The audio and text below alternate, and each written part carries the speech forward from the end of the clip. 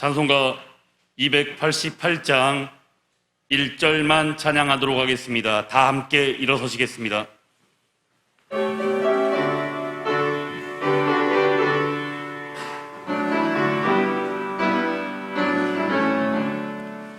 예수를 나의 구주 삼고 성령과 피로써 거듭나니 이 세상에서 내 영혼이 하늘의 영광 누리도다.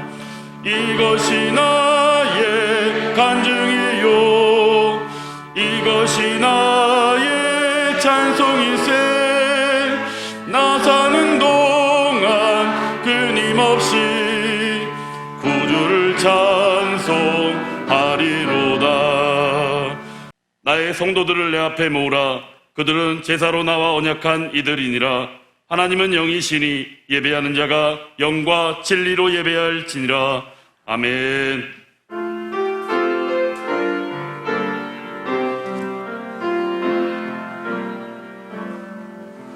나는 하나님을 예배하는 예배자입니다. 내가 서 있는 곳 어디서나 하나님을 예배합니다. 내 영혼 거룩한 은혜를 향하여 내 마음 완전한 하나님 향하여 이곳에서 바로 이 시간 하나님을 예배합니다.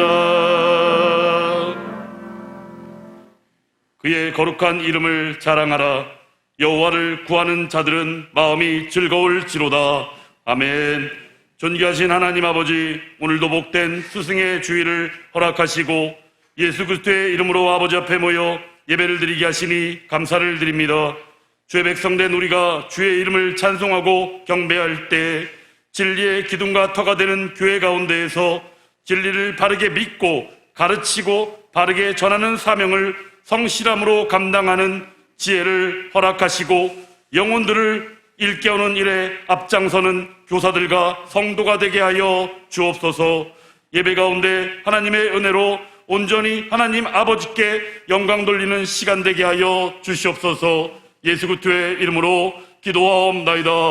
아멘. 전능하사 천지를 만드신 하나님 아버지를 내가 믿사오며 그 외아들 우리 주 예수 그리스도를 믿사오니 이는 성령으로 잉태하사 동정녀 마리아에게 나시고 본디오 빌라도에게 고난을 받으사 십자가에 못 박혀 죽으시고 장사한 지 사흘 만에 죽은 자 가운데서 다시 살아나시며 하늘에 오르사 전능하신 하나님 우편에 앉아 계시다가 저리로서 산자와 죽은 자를 심판하러 오시리라. 성령을 믿사오며 거룩한 공회와 성도가 서로 교통하는 것과 죄를 사하여 주시는 것과 몸이 다시 사는 것과 영원히 사는 것을 믿사옵나이다. 아멘. 다 함께 자리에 앉으셔서 찬송가 19장으로 하나님께 찬양을 올려드립니다.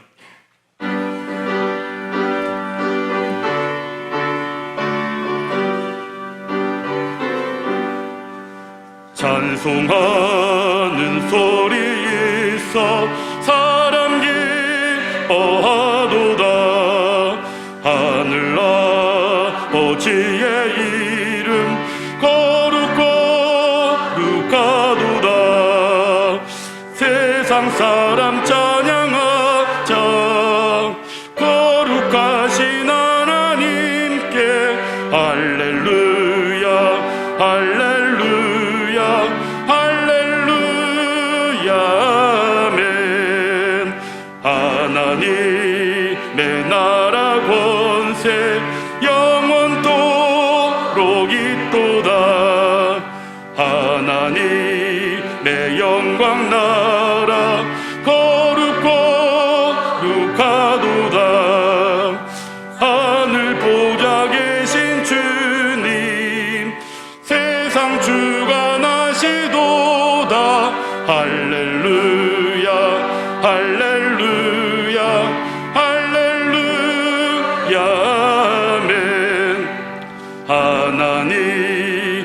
크신 섭리 그 뜻대로 되도다. 우리 아버지의 뜻은 거룩하도다. 주여 속히 마셔서 기쁜 나를 주옵소서. 할렐루야 할렐루야 할렐루야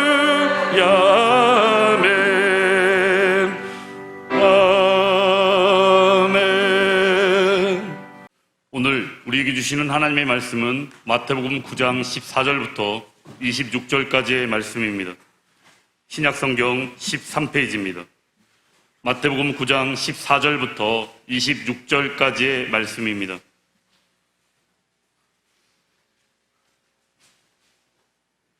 다 찾으셨으면 한 목소리로 함께 합독하도록 하겠습니다. 마태복음 9장 14절부터 26절까지의 말씀입니다.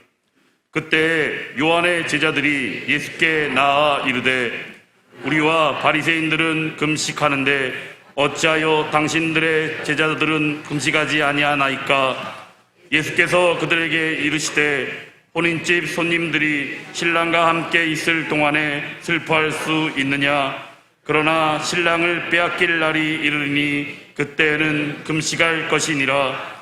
생배 조각을 낡은 옷에 붙이는 자가 없나니 이는 기운 것이 그 옷을 당기어 헤어짐이 더하게 됨이요 새 포도주를 낡은 가죽 부대에 넣지 아니하나니 그렇게 하면 부대가 터져 포도주도 쏟아지고 부대도 버리게 됨이라. 새 포도주는 새 부대에 넣어야 둘이 다 보존되느니라. 예수께서 이 말씀을 하실 때 한 관리가 와서 절하며 이르되 내 딸이 방금 죽었사오나 오셔서 그 몸에 손을 얹어 주소서. 그러면 살아나겠나이다 하니 예수께서 일어나 따라가심에 제자들도 가더니 12해 동안이나 혈루증으로 앓는 여자가 예수의 뒤로 와서 그 겉옷가를 만지니 이는 제 마음에 그 겉옷만 만져도 구원을 받겠다 함이라. 예수께서 돌이켜 그를 보시며 이르시되 딸아 안심하라. 내 믿음이 너를 구원하였다 하시니 여자가 그 즉시 구원을 받으니라. 예수께서 그 관리의 집에 가사 피리 부는 자들과 떠드는 무리를 보시고 이르시되 물러가라. 이 소녀가 죽은 것이 아니라 잔다 하시니 그들이 비웃더라. 무리를 내보낸 후에 예수께서 들어가사 소녀의 손을 잡으심에 일어나는지라. 그 소문이 그 온 땅에 퍼지더라. 아멘. 이제 담임 목사님 나오셔서 하나님 말씀 증거해 주시겠습니다. 오늘 본문의 말씀은 두 가지 사건을 지금 연결을 했어요. 하나는 금식 논쟁.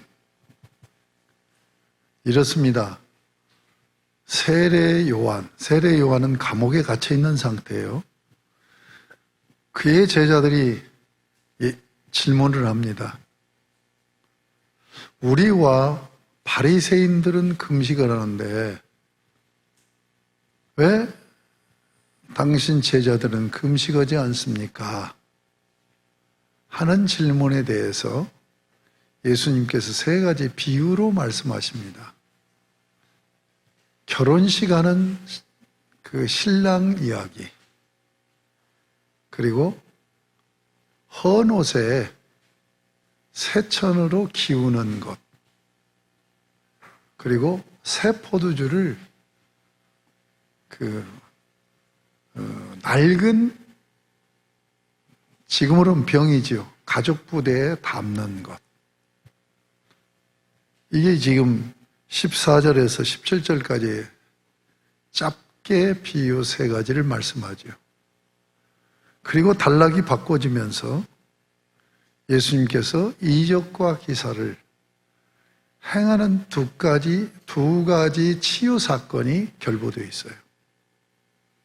저는 이 두 상이한 단락으로 되어 있는 본문을 하나로 묶어서 옛시대와 새시대를 분별하라 하는 제목으로 말씀드리고자 합니다.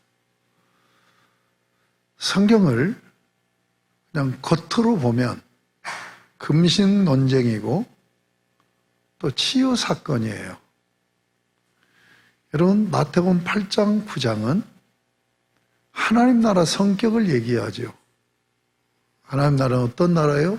치유와 회복의 나라. 그래서 예수님께서 집중적으로 9가지 이적과 기사를 드러내고 있어요. 그러면서 사이사이 지난주에는 긍휼이라는 인애와 제사와의 관계를 마태를 부르시는 사건을 통해서 말씀하셨어요. 그리고 또 오늘 본문 금식 논쟁이 다뤄지고 있어요. 우리는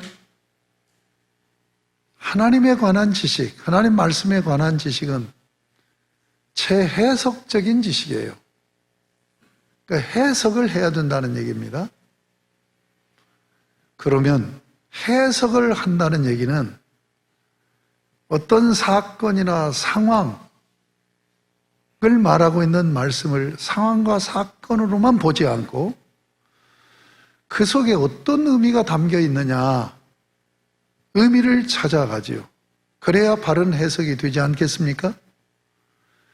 그래서 우리는 겉으로 보기에는 금식 논쟁이고 그리고 또 다른 사건인 치유 사건이란 말이에요.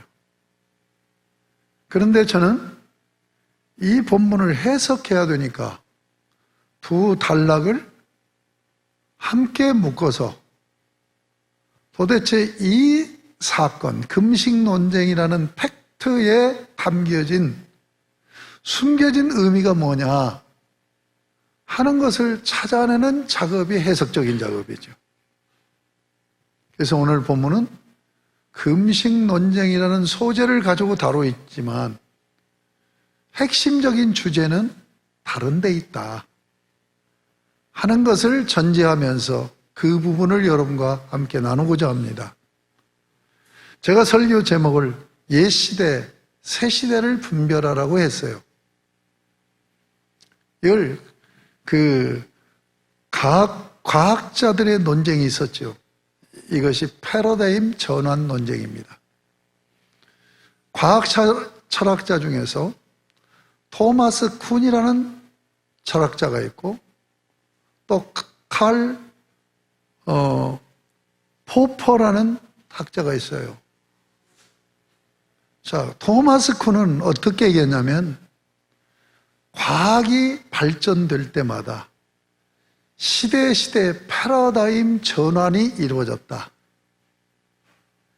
패러다임이란 말이 우리 말이 아니고 외래어니까 좀 어렵지요. 그 시대에 모든 사람들이 공유하는 인식체계, 틀을 패러다임이라고 얘기해요. 그런데 토마스 쿤은 과학이 발전될 때마다 시대시대에 이런 새로운 인식체계 틀로 과학이 발전된다. 그런데 전제가 뭐냐? 전에 패러다임 시대 때 이 인식틀은 100% 무용지물이라는 거예요. 새로운 패러다임으로 새로운 과학시대가 열린다라고 주장하는 거죠. 그래서 칼 포퍼는 절대로 그럴 수 없다. 이게 이제 자연과학에서 토마스 쿤의 주장이고, 이 주장이 인문학에도 영향을 입히고 신학에까지 영향을 입혔어요. 그래서 천주교 신학자이면서 이단화라고 천주교에서는 정죄도 됐죠. 왜냐하면 기독교 신학과 거의 비슷하게 신학을 전개해요. 그런데 이분도 교회 역사가 새로운 패러다임으로 변화가 이루어지고 있다. 그러나 인문학에서는 과거의 패러다임이 단절이 되어지는 것이 아니라 그것이 이어져 가면서 패러다임 변화로 간다. 이렇게 이제 주장을 하는 겁니다. 그러니까 쉽게 얘기해서 옛시대와 새시대 관계를 어떻게 보느냐 하는 문제란 말이에요. 오늘 본문은 바로 이 말씀을 하고 있는데, 저는 오늘 이 설교, 또 이 본문이 오늘 우리 시대에 굉장히 중요한 말씀이다 하는 것을 전제하면서 말씀드리고자 합니다.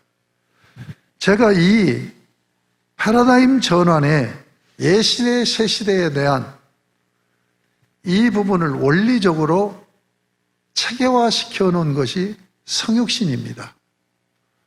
성경에 나오는 성육신 사상을 목회에 적용하고 우리 신앙생활에 적용하자 해서 제가 글을 썼어요. 글을 쓰고 제 글을 평가하고 또 제 글의 입장에 서서 철학적으로 자기 주장을 하고 신학적으로 자기 주장을 하고 건강하게 목회하는 목회자들이 이것을 성육신 목회를 어떻게 적용해야 될 것인가 라고 해서 모음집으로 낸 것이 여러분들에게 나눠드린 성육신 목회 플랫폼 처치입니다. 바로 이게 답이에요. 그래서 저는 목회를 마무리하기 전에 제 글을 성육신 목회 플랫폼 처치 이 부분을 가지고 꼭 공부하는 시간을 가져야 되겠다, 이렇게 생각을 하고, 좀 부족하지만 이것이 우리 한국교회 종교개혁을 이루는 바탕이 되는 이론이 되지 않을까, 신학적인 이론이 되지 않을까, 이런 생각을 하고 있습니다.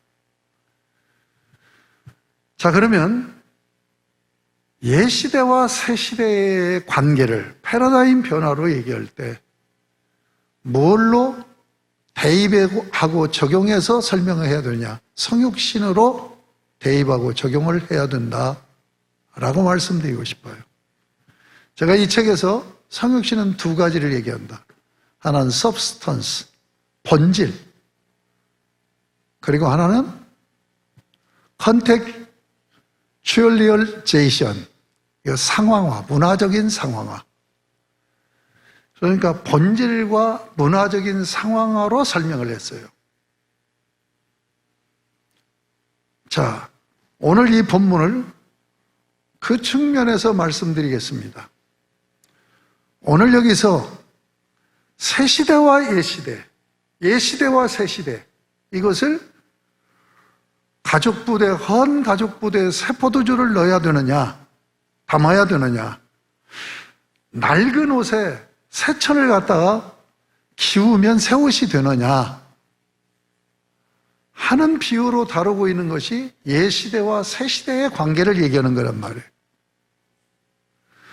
왜 이 본문이 중요하고 오늘 이 설교가 중요하냐면 4차 산업혁명이라는 시대에 우리는 서 있어요.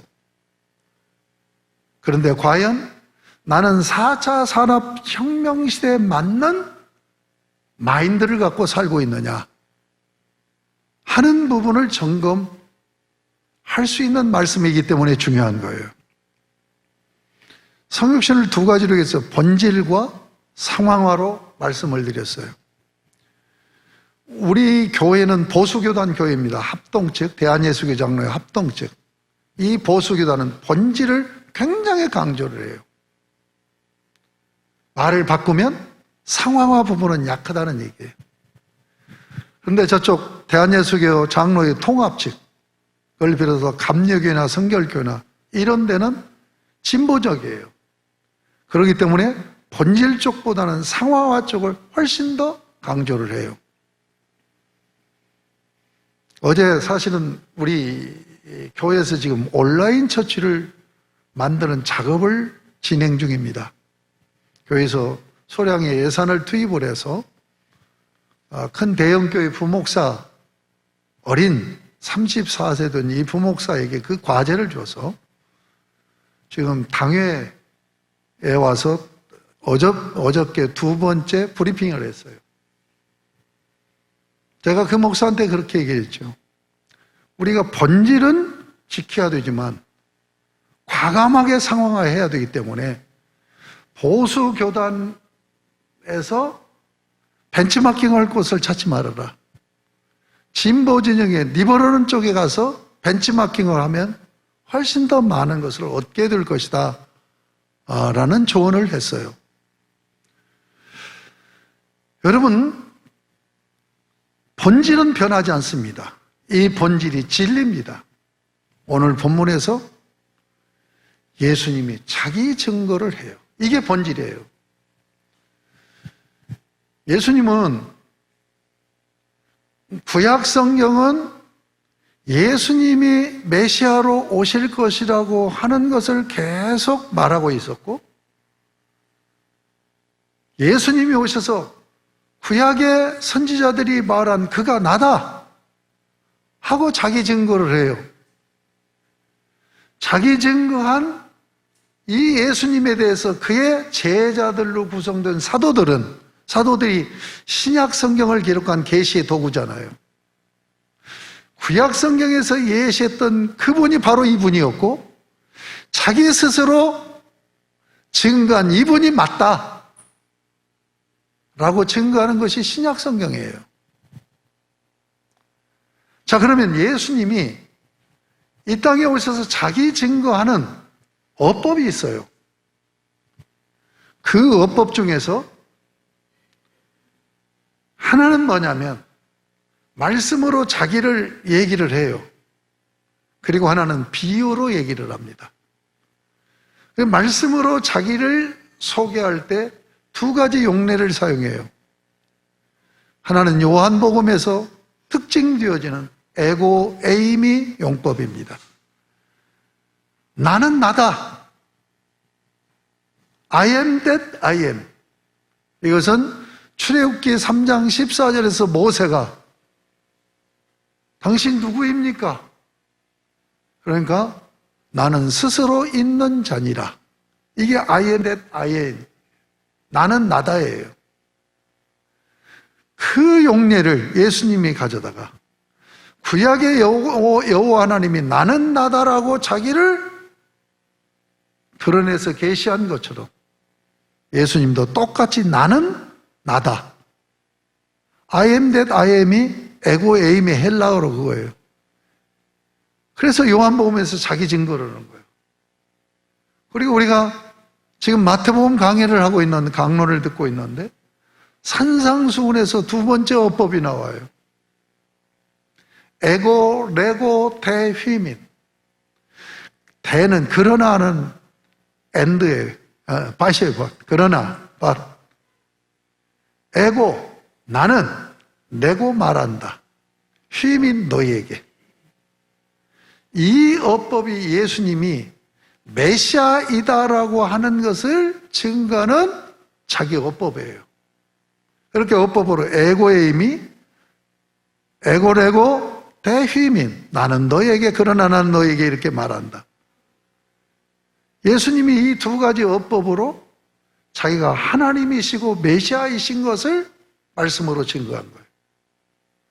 그 다음에 두 번째는 오늘 나와 있는 대로 비유입니다. 오늘 이 비유는 자기가 신랑이다는 얘기를 하는 거예요. 신랑이다라고 전제해요.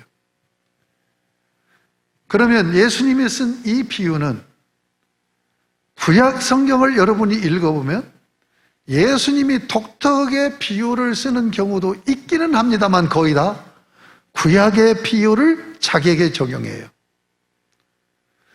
구약은 여호와 하나님과 이스라엘 백성과의 관계예요. 이 관계를 구약 성경에 어떻게 비유를 하느냐? 아버지와 아들로 비유를 합니다. 그런가 하면 목자와 양으로 비유를 합니다. 그런가 하면 포도나무와 가지로, 요한복음 15장에 보면 나는 포도나무요 너희는 가지니, 이것도 구약의 비유를 갖다가 예수님이 쓴 거예요. 또 하나의 비유는 신랑과 신부의 비유예요. 자, 구약의 여호와 하나님이 이스라엘 백성들에게 어떤 분이냐? 신랑이었다는 거예요. 그런데 오늘 그 그 구약의 비유를 예수님이 가져다가 쓰면서 예수님이 구약의 하나님 여호와이셨다. 그분이 메시아로 오셨다 하는 것을 증거하고 있는 거예요.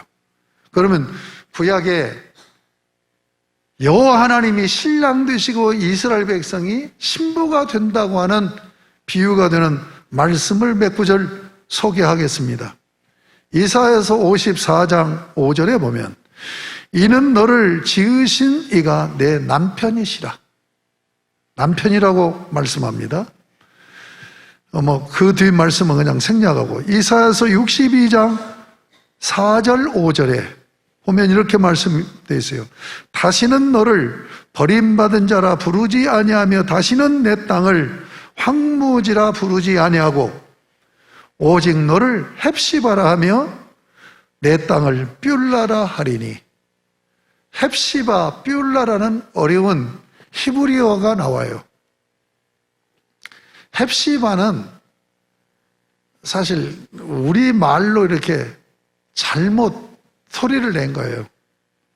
예. 원래 헬라어 그러면 헵시가 아니라 헵페치라는 말이에요. 이것은 너는 나의 기쁨이라는 얘기예요.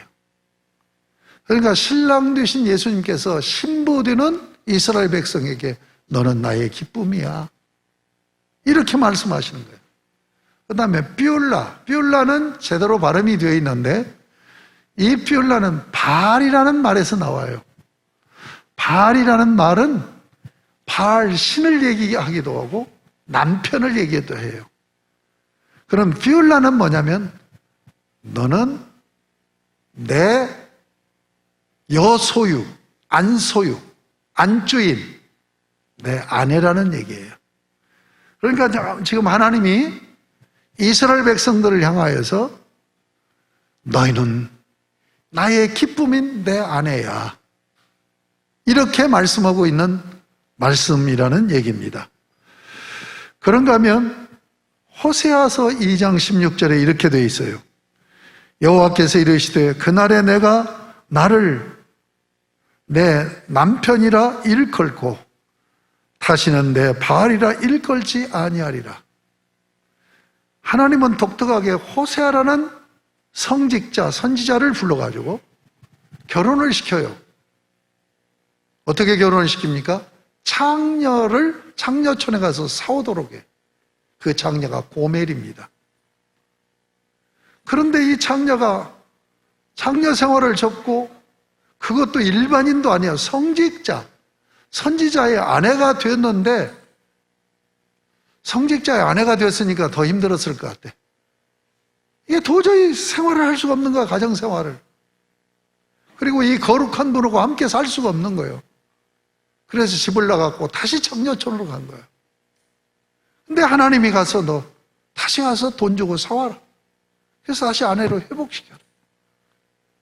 여러분, 정말로 드라마틱한 충격적인 메시지가 호세아에서 담겨 있는 거예요. 그러면 왜 호세아서에서 이렇게 하나님이 성직자에게 창녀를 사다가 아내를 삼으라고 했을까? 이게 뭐예요? 드라마틱한 그림이에요. 이스라엘 백성들에게 너희는 고멜과 같은 창녀 같다. 응? 여호와 하나님하고 결혼한 신부가 됐는데 정절을 지키지 않고 몸을 팔아? 이스라엘 백성들이 어디다 몸을 팔아요? 하나님 남편에게 몸을 파는 게 아니라 바알에다 파는 거예요. 바알 신에게. 그러니까 바알이라는 이 단어가 바알 신도 얘기지만 남편이라는 뜻도 있단 말이에요. 근데 하나님이 바알 자소리만 들으면 어지러운 거야. 스트레스 받는 거예요. 왜냐하면 이게 남편이라는 그런 의미도 있지만 너 남편을 바알이라고 다시는 부르죠. 다른 말로 불러. 다른 말로 남편이라는 말이 이슈이라는 말이 있어요. 그러니까 다른 말로 남편이라고 부르지 바알이라는 용어 쓰지 마. 왜냐하면 바알 신에게 지금 쉽게 얘기해서 지금 내 아내가 딴 놈하고 놀아난 거예요. 그런데 남편이라는 이름을 나한테 남편이라고 불러야 되는데 그 사람 이름이 또 똑같은 남편이란 이름이란 말이에요. 이 말만 들으면 자기를 남편이라고 부르는 의미로 바알이라고 불렀는데도 하나님은 저 우상 바알이 떠오르니까 열받는단 말이에요. 그 말이 오늘 호세아 2장 16절에 다시 설명해 드릴게요. 여호와께서 이르시되 그날에 네가 나를 내 남편이라 일컬고, 남편이라고 부르는데 다시는 남편이라는 이름을 가진 바알이라고 부르지 말아라. 나 바알이라는 소리만 들으면 뒤집어져. 이 얘기를 하시는 거예요. 그러니까 호세아 선지자의 가정을 통해서 이스라엘 백성들이 얼마나 정조를 잃어버리고 타락했는가를 얘기하고 있죠. 그 다음에 남편이라는 용어를 사용되는 것이 에레미야 31장 31절에서 33절이에요. 굉장히 중요한 주제를 다루고 있죠. 이건 새 언약을 약속해요. 새 언약을 약속하는 32절에서 이렇게 얘기합니다. 이 언약은 내가 그들의 조상들의 손을 잡고 애굽 땅에서 인도하여 내던 날에 맺은 것과 같이 아니할 것은, 출애굽을 시켜서 이스라엘 백성들과 시내산 언약 맺은 것을 얘기하는 거예요. 내가 그들의 남편이 되었어도 그들이 내 언약을 깨트렸음이라. 그러니까 하나님께서 지금 호세아 선지자가 고멜을 데리다가 결혼한 것은 출애굽 사건을 리바이벌한 드라마예요. 하나님께서 지금 바로 밑에서 노예 생활하고 있는, 옛날 고대는 여자는 소유물이었어요. 인격적으로 대하지 않았어요. 그래서 결혼식을 할 때 남자들이 지창금을 가지고 가서 결혼식을 합니다. 지창금 뭐냐? 아버지의 소유를 내가 돈 주고 사와서 내 소유로 만드는 거예요. 이게 고대 문화입니다. 그러니까 여자들의 인권이 그렇게 형편이 없었던 거예요. 그러니까 하나님께서 지금 바로의 아내, 노예로 있는 이스라엘 백성들을 호세아가 고멜을 가서 사오는 것처럼 이스라엘 백성들을 출애굽시켜서 시내산에서 언약을 맺은 것을 결혼계약으로 설명하고 있단 말이에요. 알아들으시겠습니까? 예. 그런데 이들이 고멜처럼 또 정조를 잃어버리고 언약을 깨버렸단 말이에요. 그래서 우상숭배에 빠진다는 얘기예요. 자, 지금까지 말씀드린 것은 지금 예수님이 오늘 신랑을 자기로 동일시했잖아요. 자기가 신랑이라고 하는 것은 구약의 여호와 하나님이 이스라엘 백성들의 신랑이었음을 얘기하는 거예요. 그러면 예수님은 신약 백성인 교회의 신랑이라는 얘기예요. 그래서 우리는 예수님을 신랑이라고, 신부되는 교회라고 요한계시록에서 얘기하고 있지 않습니까? 그런가 하면 사도 바울도 고린도후서 11장 2절에 내가 하나님의 열심으로 너희를 위하여 열심을 내노니 내가 너희를 정결한 처녀로 한 남편인 그리스도께 드리려고 중매함이로다. 이게 세례 요한의 의식과 똑같은 의식이죠. 예수님의 놀랍게 막 역사가 일어나는데 자기는 약화되는 거예요. 그래가지고 이것 가지고 아니 선생님, 우리는 그냥 형편없어지는데 예수님은 저렇게 흥합니다.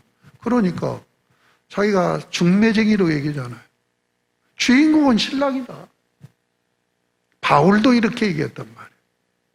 자, 여러분 성욕신은 뭐라고요? 본질이라고 그랬죠. 본질. 4차 산업혁명, 지금 과학의 혁명이 1차, 2차, 3차, 4차 혁명으로 나아가고 있어요. 과학의 혁명이 나아가는데 이것은 무엇이 전제가 되어 있냐면 진화론이 전제가 되어 있어요. 이거 공진화라고 얘기해요. 진화론의 논리는 뭐냐? 무질서에서 질서로 간다는 거예요. 그러니까 발전되어 나가는 거예요. 성경은 그렇게 말하지 않죠. 질서에서 무질서로 간다는 거죠. 그래서 심판이 있는 거예요. 여러분, 무질서에서 질서로 가면 심판할 이유가 없어요. 계속 발전해 나가니까. 이게 전혀 맞지 않는 얘기죠. 자, 어찌됐든 간에 지금 가면 갈수록 예수 믿기가 힘들어요. 가면 갈수록 신앙 짓기가 힘들어요. 지금 언테크 시대에 예배 지금 3분의 1, 4분의 1은 교회를 안 나와요. 이건 우리 교회뿐만 아니라 한국교회 전체가 그래요. 앞으로 이 코로나 이거 끝나더라도 4차 산업혁명 시대로 가면 5차에 가면은 5차가 올지 안 올지는 모르지만 하나님이 5차를 허용할지 안 할지는 모르지만 인간이 신이 되는 시대가 된다 이거예요. 그런데 무슨 예배를 드리고 하나님을 섬기겠어요? 여러분이 꼭 아셔야 되는데 아무리 시대는 변화도 본질을 놓치면 안 된단 말이에요. 본질은 신랑 되신 예수 그리스도, 우리를 창조하시고 창조 중보자가 되시고 우리를 구속하신 구속의 중보자가 되시는 예수 그리스도, 이게 본질입니다. 예수 그리스도의 십자가 본질은 더 강하게 움켜줘야 돼요. 붙들어야 돼요. 가슴으로 품어야 돼요. 그리고 예수 그리스도의 십자가 복음을 나는 믿습니다라고 신앙 고백해야 되고 외쳐야 돼요. 어제 장로님들하고 같이 이제 온라인 교회에 대해서 브리핑을 들었는데 우리 김만중 장로님이 계속 얘기를 듣다 보니까 이거 예수 믿기가 쉽지 않겠네요. 이렇게 변화가 돼버립니다. 그래서 제가 말씀드렸죠. 아무리 시대가 변화도 본질은 변하지 않습니다. 진리는 변하지 않습니다. 예수 그리스도는 변하지 않습니다. 예수 그리스도를 신랑으로 모시고 머리로 모신 몸된 교회는 오직 예수 그리스도의 복음에 붙들려야 되고 오직 예수 그리스도를 통해서 하나님 앞에 예배하는 일에 훨씬 더 강화해야 돼요. 지금 여러분에게 경고하는 거예요.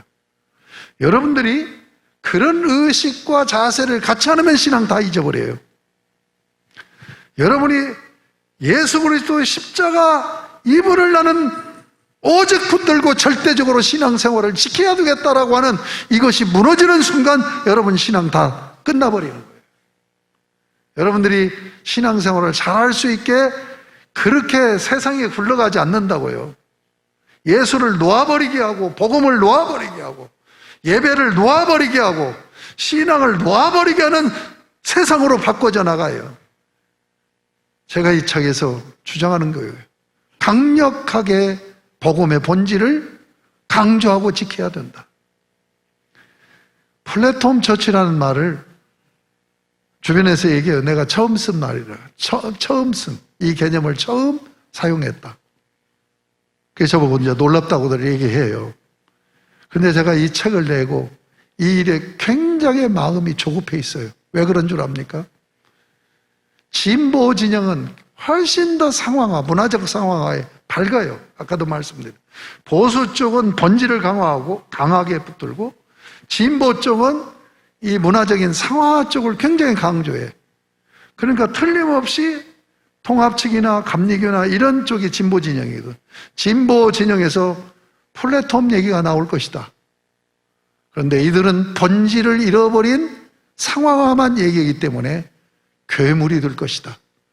괴물이 먼저 나와서 화자가 되어지기 전에 우리 본질을 강하게 붙들면서 상황화하는 우리 플랫폼 처치가 먼저 만들어져야 된다.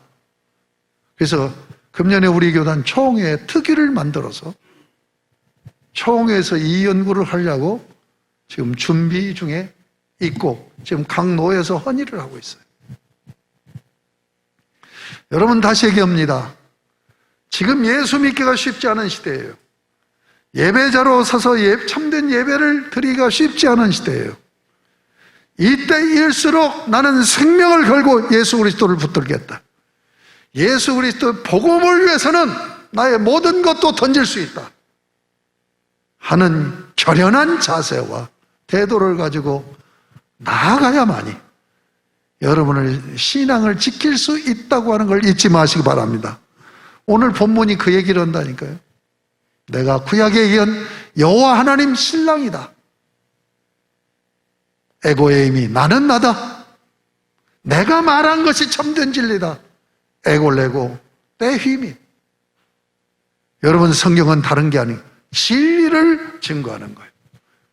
진리가 예수 그리스도예요. 예수 그리스도를 놓으면 우리는 생명을 잃습니다. 여러분, 본질은 생명과 연관되는 거예요.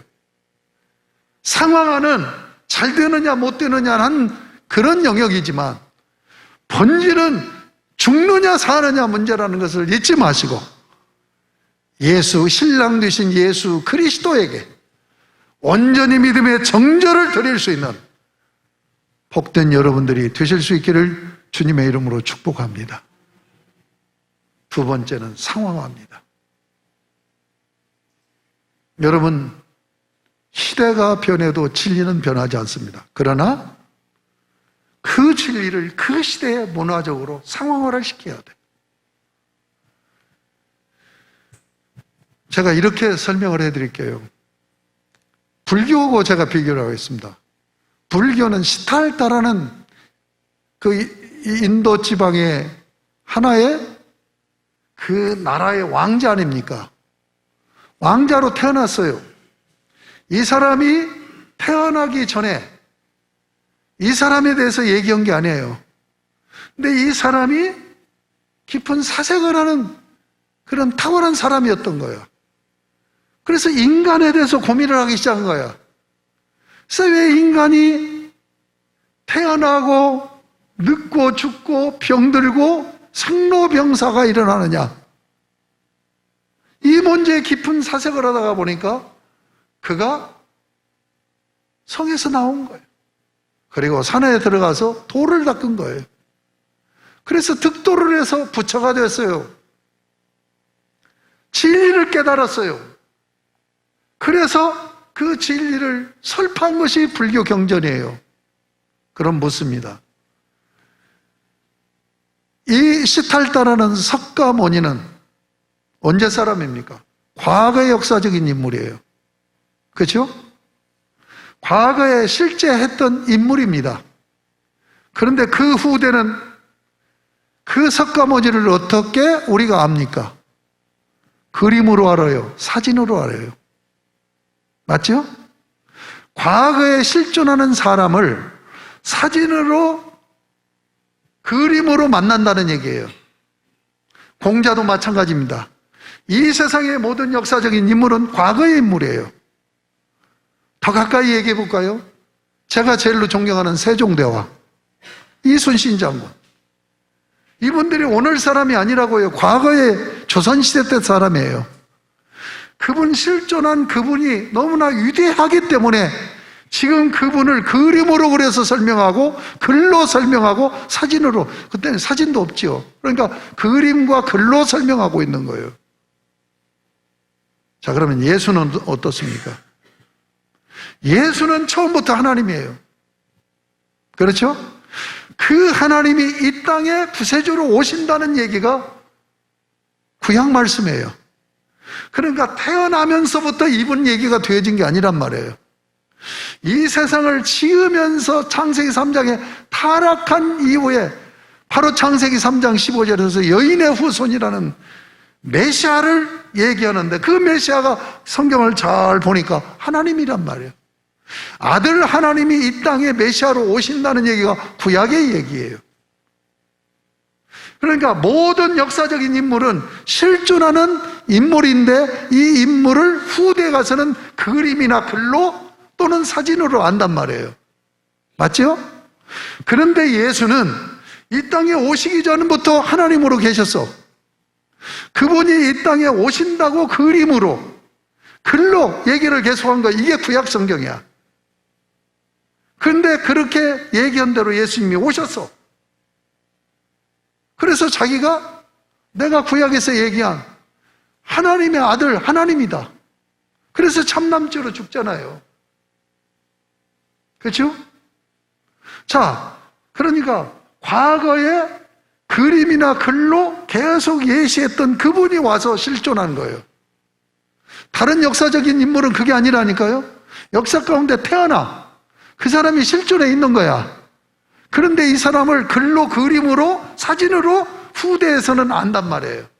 그렇죠? 그런데 예수는 원래 하나님이셨어. 근데 그 하나님이 우리에게 오신다는 얘기가 구약 얘기란 말이에요. 긴 역사를 통해서. 그리고 그 얘기대로 실제로 오신 거예요. 그러니까 그림이 먼저고 실존이 다음이란 말이에요. 그리고 또 역사가 흘러가. 예수가 이제 역사가 흘러가서 오늘 우리 시대 때는 과거의 사람이죠. 그렇죠? 그렇다고 해서 예수를 그림으로 얘기하지 않아요. 다시 오실 예수로 얘기해요. 이해가 됩니까? 그러니까 우리 기독교 종교는 어떤 종교냐? 미래를 향한 종교예요. 다른 종교나 다른 학문은 과거를 회상하는 거예요. 우리는 현재 오실 분을 과거에서 예시하고 오신 분을 또 이 오셨으니까 지나갔으니까 그 후대는 이분이 과거뿐 아니에요. 근데 과거뿐이라는 세종대왕이나 이런 이순신 장군처럼 이렇게 하는 게 아니라 그분이 다시 오신다라고 얘기를 한단 말이에요. 이해가 되십니까? 뭘 얘기하느냐? 우리 기독교는 미래 종교고 우리 기독교는 변화와 개혁을 주도하는 종교라는 얘기예요. 이게 굉장히 중요합니다. 제가 과거에 서강대 철학 교수가 방송에서 토요일 날 인문학 강의가 있어요. 어떻게다 내가 시간을 맞춰서 그분의 강의를 들었어. 그분의 강의의 주제가, 테마가 뭐냐면 혁신이에요. 이노베이션, 혁신. 이 세상을 변화시키는 혁신가가 누구냐? 이분이 얘기하기를 사업가라는 얘기예요. 기업은 혁신이 되어야만 망하는 거예요. 여러분, 세계에 수많은 기업들이 있지만 보통 평균 수명이 17년이에요. 17년 지나면 없어져 버려요. 그러니까 막 30년, 50년, 100년 이렇게 기업이 간다는 건 대단한 거예요. 그렇게 간다는 것은 혁신을 그만큼 빨리 하는 거예요. 혁신하지 않으면, 새로운 지식을 도입하지 않으면 죽어요. 그러니까 회사가 망하느냐 사느냐는 혁신이에요. 그래서 기업들은 제일로 많이 투자하는 것이 뭐냐? 미래에 대한 연구예요. 네? 연구비를 그렇게 투자하는 거예요. 그런데 그분 강의에서 이 세상을 변화시켜야 될 것 같은데 제일로 변화를 거부하는 집단이 있다. 그게 학교하고 교회라는 거예요. 종교계라는 거예요. 여러분, 학교 선생님들 변화 안 해요. 이론만 가르치지. 교회요? 변화 될 것 같습니까? 제가 우리 한우리교회에 부임을 해서 한 10년 지나니까 전에 목사님하고 신앙생활하던 분이 10%도 안 남아. 리더가 바뀌니까 적응을 못 하는 거예요. 우리 그 온라인 교회를 하는 이 친구가 사랑교회 부목사예요. 내가 이 친구한테 물어봤어요. 거기 지금 몇만 명 모이지 않습니까? 전임 목사님이 오카노 목사님이 개척한 거예요. 그때 3만 명 모였어요. 내가 물어봤어요. 얼마나, 전임 목사님 계실 때 교인이 얼마나 되냐? 1000명도 안 남았어요. 수만 명 모이던 사람이 1000명도 안 남은 거예요. 우리 그리스도인들이 새로운 변화를 거부해요. 여러분, 유대교가 왜 예수 그리스도를 거부한 줄 압니까? 전통의 전승이에요. 여러분, 우리 하나님 종교는 미래를 향한 종교이고 변화와 혁신을 강조하는 종교란 말이에요. 이거 잊지 마셔야 돼요. 그래서 성경을 보면 1500년 동안에 기록된 성경이에요. 여러분, 1500년이라고 하면은 우리나라에서 왕조가 몇 개 바뀐 거예요. 예? 신라시대 때부터 고려시대, 조선시대, 그리고 대한민국으로 바뀐 거예요. 그러니까 창세기 기록은 우리나라 역사로 보면 신라시대 때 기록해서 오늘 우리 때까지 기록하고 있다는 얘기예요. 그러면 사고는 사고나 문화 양식이 달라요. 그런데 성경은 이 하나님 말씀을 받는 자를 독자라고 얘기죠. 독자를 둘로 보죠. 제1독자와 제2독자. 우리는 제2독자예요. 제1독자는 성경을 기록할 때 모세 오경은 모세 시대 때 모세가 기록했죠. 모세를 통해서 하나님이 기록했잖아요. 그 시대 사람들 문화에 맞게끔 기록한 거예요. 그러니까 알아듣는 거예요. 그러니까 성경은 철저하게 변화를, 성경 자체가 변화예요. 문화적인 변화예요. 문화적인 상황화예요. 자, 오늘 말씀을 사실은 다 드렸어요. 오늘 설교의 핵심이 그거예요. 그러니까 자, 14절에서 17절까지는 본질을 얘기하면서 그럼에도 불구하고 변화해야 된다. 그 새 시대의 확증으로 지금 치유와 회복의 나라를 얘기하고 있는 거예요. 그러니까 18절에서 26절은 그냥 예수님이 환자 만나갖고 치유했다는 그 정도의 얘기가 아니라는 얘기예요. 본질을 붙들고 문화적인 상황화를 해 나가야 이런 새로운 시대와 새로운 나라가 이루어진다라고 말씀하고 있는 거예요. 말씀을 맺습니다. 예수 그리스도가 본질입니다. 예수 그리스도가 생명입니다.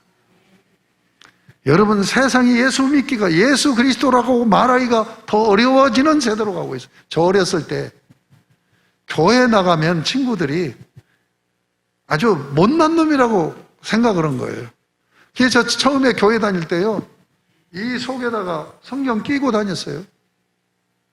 물론 그 이유만 있었던 건 아니죠. 내가 담배를 폈었거든. 담배 피고 그런 걸 다 아는데 교회 나가는 게 부끄러워가지고 그런 면도 있는데, 옛날에는 교회 다니면서 핍박을 많이 당했죠. 부흥계 와가지고 이제 예수 믿는 사람들이 부러움의 대상이 됐다가 지금은 예수 믿는 사람을 욕하다가 욕하는 것을 끝나요. 저것들 때문에 이 나라 망하겠는데. 이렇게 지금 세상이 흘러가요. 이제 예수 믿기가 부끄러운 시대로 가고 있습니다. 기독교 역사를 보세요. 부끄러운 시대가 아니라 순교하는 시대예요. 여러분, 예수 믿기가 순교하는 시대로 가지는 않지만 굉장히 어려워지는 시대로 가요. 그럴 때일수록 뭐예요? 나는 예수 그리스도가 나의 생명이다. 나는 신이나 이것은 절대로 포기할 수 없다. 이 자세를 견지해야 여러분이 신앙을 지킬 수 있어요. 자, 그럼에도 불구하고 여러분의 변화가 돼야 돼요. 새로워져야 돼요. 제가 성경 구절을 한 구절을 읽어드리겠습니다. 에베소 4장 22절에 24절.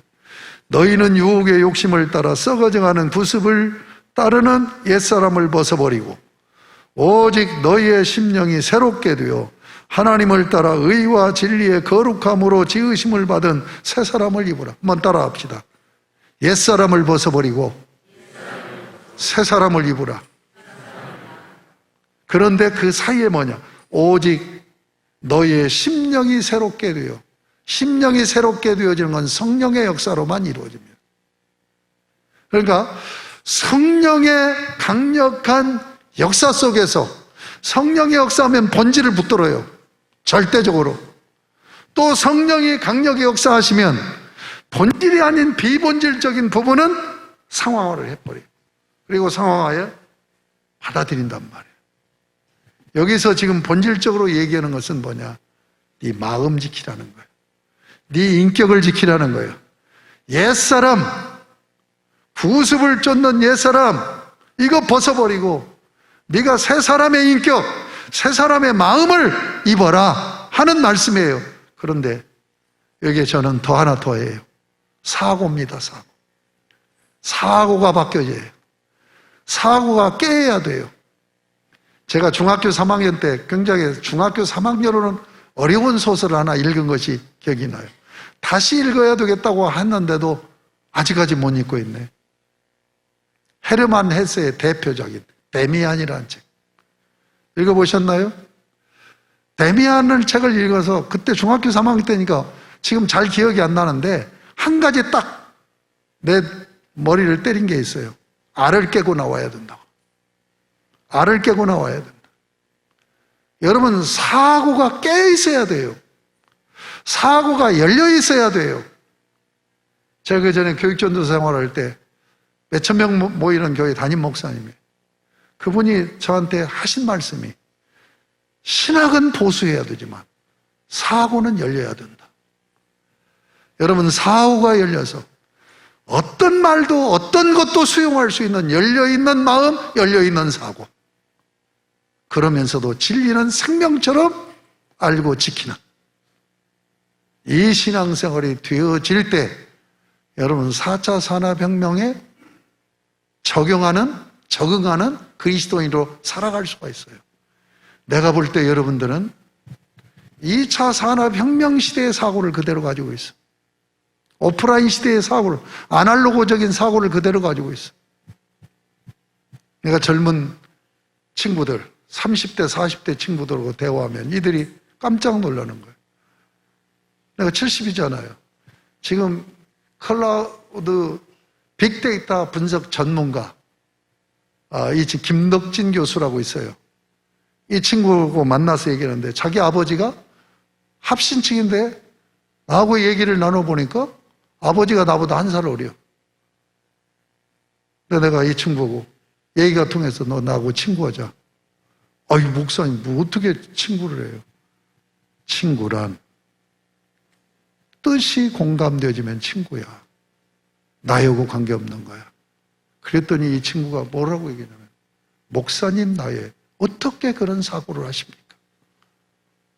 열려 있어야 됩니다. 열려 있어야 돼요. 아까 그 서강대 철학교수 한 얘기를 명심하세요. 우리 그리스도인들이 굉장히 고루해요.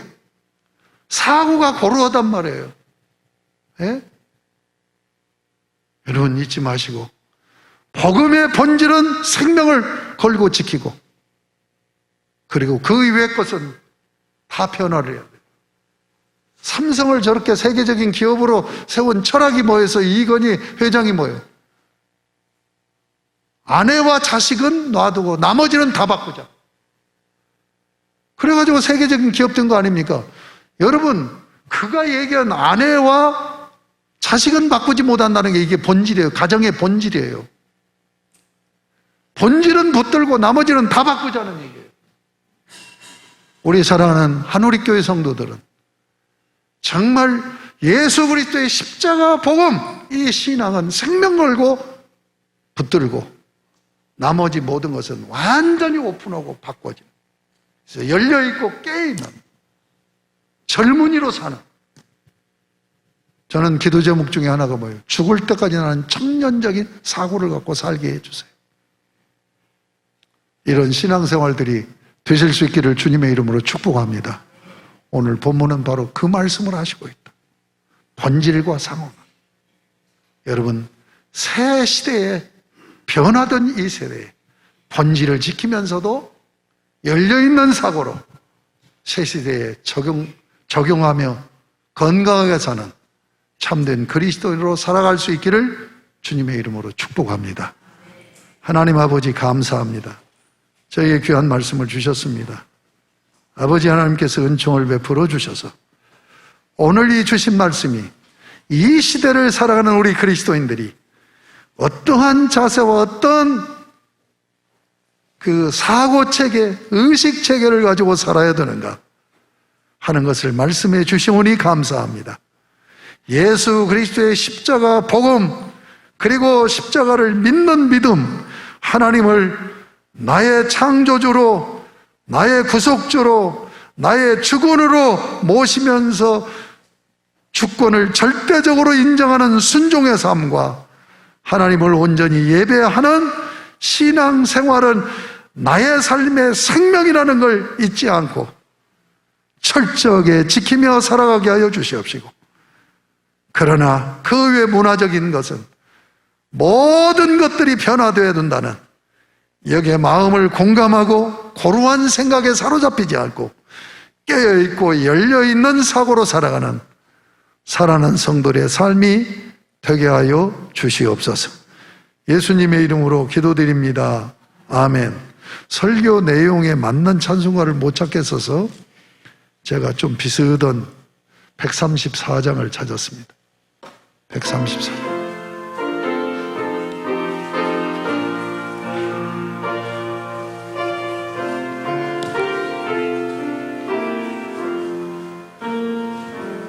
나 어느 날 꿈속을 헤매며 바닷가 보낼 때 그 갈릴리 오심이 따르는 많은 무리를 보았네. 나무 때에 확실히 맹인이 눈을 뜨는 것 보았네. 그 갈릴리 오시는 능력이 나를 놀라게 하연 2절입니다. 그 사랑의 눈빛과 음성을 나는 잊을 수 없겠네. 그 갈릴리 오시니 그때에 이 죄인을 향하여 못 자국난 그 손과 옆구리 보이시면서 하신 말, 내 지은 자살했다 하실 때 나의 죄짐이 풀렸네. 3절 그 사나운 바다를 향하여 잔잔하라고 명했네. 그 파도가 주 말씀 따라서 이장않게 되었네. 그 잔잔한 바다의 평온함 나의 맘 속에 남아서 그 갈릴리 오시니 의지할 참된 믿음이 되었네. 4절 이 세상의 무거운 짐진 자 모두 주 앞에 나와라. 이 놀라운 은혜를 받아서 마음의 평안함 얻으라. 나 주께서 명하신 복음을 힘써 지어나며 살 동안 그 갈릴리 오시니 내 맘에 항상 계시기 원하네. 내가 영원히 사모할 주님 참 사랑과 은혜 넘쳐 나 배웠고 그 후로부터 내 구주로서 였네. 하나님 아버지 감사합니다. 오늘도 예배를 드리며 드림이 예배인 것을 신앙 고백하며 헌금을 봉헌했습니다. 아버지 기쁘게 받으시고 영광 삼으시며 하늘문을 활짝 여시 하늘의 신령한 복, 땅의 기름진 복으로 우리 사랑하는 성도들에게 넘치는 은혜와 복을 부어 주옵소서. 그래서 영적인 믿음의 부요, 강건케 하시는 은혜, 그리고 형통케 하시는 놀라운 복을 누리는 우리 사랑하는 성도들 되게 하여 주옵소서. 주일헌금, 감사헌금, 11종금, 목적헌금을 봉헌했습니다. 헌금 내역 따라 약속하신 은혜의 복을 우리 사랑하는 성도들에게 넘치게 부어주셔서 찬양하며 살고 간증하며 사는 살아있는 그런 체험적인 신앙생활들이 이루어질 수 있도록 은총 베풀어 주옵소서. 예수님의 이름으로 복을 빌며 봉헌 기도 올리옵나이다. 아멘. 우리 주 예수 그리스도의 십자가 구속의 은혜와 아버지의 사랑하심과 성령님의 교통하심이 찬미 제사로 영광을 돌리고 이전을 나서는 우리 사랑하는 성도들, 저들의 가정, 가족, 자녀, 가문, 그리고 저들의 산업인, 직장과 사업장 위에, 그리고 모든 관계, 그리고 이루고자 하는 꿈과 비전 위에, 모든 범사 위에 이제로부터 영원토록 항상 함께 계실지어다. 아멘.